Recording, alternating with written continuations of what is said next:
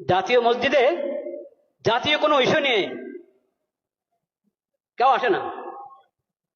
জাতীয় মসজিদ, কিন্তু জাতীয় কোনো ইস্যু নিয়ে এখানে কোরআন সুন্নাহর আলোকে, শরীয়তের আলোকে এই বিষয়ে আমাদেরকে গাইড দেন, এই কথা বলার জন্য এখানে কেউ আসে না। আসে শুধু পানি পড়ার জন্য, আসে হুজুর দোয়া রাখেন, দোয়া করেন, এই কথার জন্য। এই কথার জন্য আসে না যে জাতিসংঘের দফতর ঢাকাতে তাদের অফিস করার জন্য, দফতর করার জন্য কথা উঠছে, এটা কি আমাদের জন্য ঠিক হবে? হুজুর কোরআন সুন্নাহর আলোকে একটু বলেন। এটা লালবাগ শাহী মসজিদের খতিবের কাছেও যায় নাই, চকবাজার শাহী মসজিদের খতিবের কাছেও যায় নাই, আন্দরকিল্লার খতিবের কাছেও যায় নাই, বয়তুল মোকাররম জাতীয় মসজিদের খতিবের কাছেও আসে নাই। কেন? আল্লাহ ইমাম এবং খতিবকে কেন ইমাম বানিয়েছেন এটা তারা জানেই না, বুঝেই না।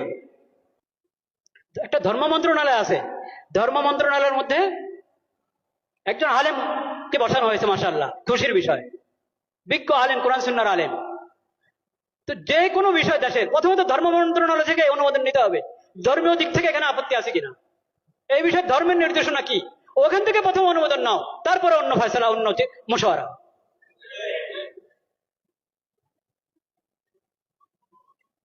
লজ্জায় মরে যাওয়া উচিত বাংলাদেশিদের, যে তাদের কাছে কোরআন হাদিস থাকতে, নবীজির সিরত থাকতে, তাদেরকে মানবতা শিখাতে আসছে পশ্চিম দেশ থেকে। লজ্জা মরে যাওয়া উচিত।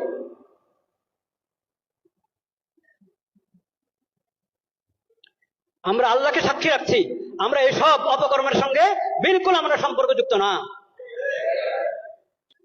আল্লাহ সাক্ষী, আমরা এই ধরনের সমস্ত কর্মকাণ্ড থেকে সম্পর্কহীন।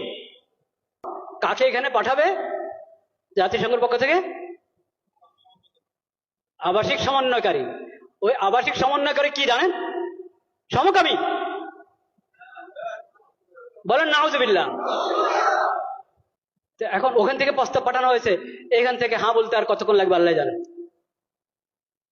যদি বিবেক থাকে, যদি বর্তমান সরকার ভালোই তো করছিল, অনেক কাজ তো ভালোই করছিল, সুন্দর করছিল, এই শেষ সময় যদি নিজের ইজ্জত রেখে যেতে চায়, তাহলে তাদেরকে এই দপ্তর এর ফয়সালা উদ্রহ করতে হবে, এবং এই ধরনের এই বিকৃত মস্তিষ্ক লোকদেরকে, বেহায়া বেলাদা লোকদেরকে এই দেশে আসার অনুমতি দেওয়া থেকে বিরত থাকতে হবে। শেষ সময় নির্বাচনের ঘোষণা করে এখন নিজের ইজ্জত নষ্ট করবেন আপনারা?